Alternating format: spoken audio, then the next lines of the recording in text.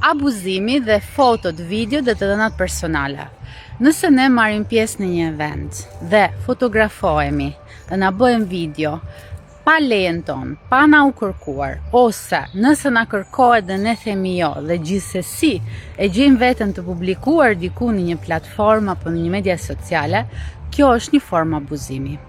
Nëse ne japim të dhënat tona personale, për shembull firmosim një kontratë dhe numri jon i telefonit kalohet te dikush tjetër i cili na kontakton për arsye publicitare, kjo është një formë abuzimi. Është shumë e rëndësishme që të jemi të vetëdijshëm sepse mund të jemi në të njëjtën kohë edhe abuzues edhe të abuzuar. Dhe mbi të gjitha, për shembull mund të ketë raste që mund të kryejmë dëme në jetën e personave. Për shembull mund të ketë persona që nuk e kanë ndarë, nuk ja kanë thënë familjes apo bashkëshortit që marrin pjesë në një event për arsye shumë personale.